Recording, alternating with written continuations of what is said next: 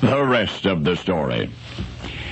Leland Stanford was a horse lover. He bred horses, he trained horses, he raced horses. Nothing about horses was a mystery to Mr. Stanford except one thing. Did a trotting horse at any point in its gait have all 4 feet off the ground? Well, consulting his fellow aficionados, Mr. Stanford discovered that the consensus was negative, that a trotting horse was generally believed to have at least 1 hoof on the track at all times. Yet the longer Mr. Stanford pondered this hypothesis, the more he believed it was misconceived. His unique theory would require proof, however, and the byproduct of his personal quest for truth is the rest of the story. Does a trotting horse, at any point in its gait, have all 4 feet off the ground? Well, 100 years ago, nobody knew for sure. But horse lover Leland Stanford was determined to find out. The burden of proof rested with the emerging science of photography, so Mr. Stanford enlisted the aid of noted photographer Edward Muybridge. Muybridge promptly apprised Mr. Stanford of the fact that the fastest shutter speed in the world was 1/12 of a second. At that exposure, the hoofs of a racehorse would appear only as a blur. Mr. Stanford asked Muybridge to keep his eye out for newer, faster equipment. The photographer did. 1877, Muybridge arrived at Stanford's Palo Alto farm with the newest and the fastest. Shutter speed, 1/1000th of a second. So, now they had the camera. For the subject of their equestrian experiment, Stanford suggested one of his favorite horses, a swift stallion named Occident.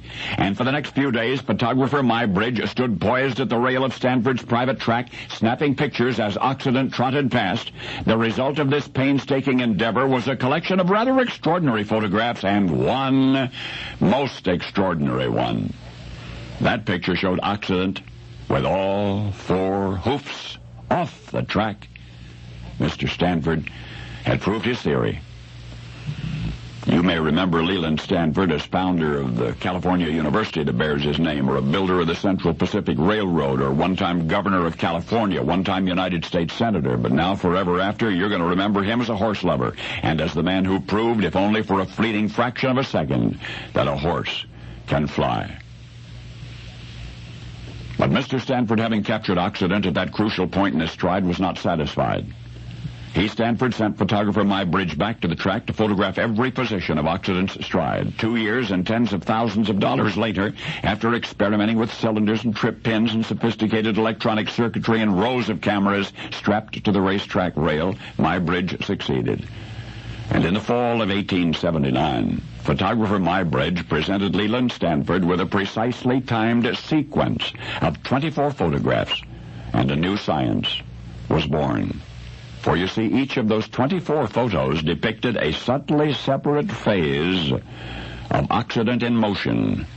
And as Muybridge, using a device that he had invented for the occasion, projected that sequence of photos on the wall, first slowly and then in rapid succession, the horse appeared to be running.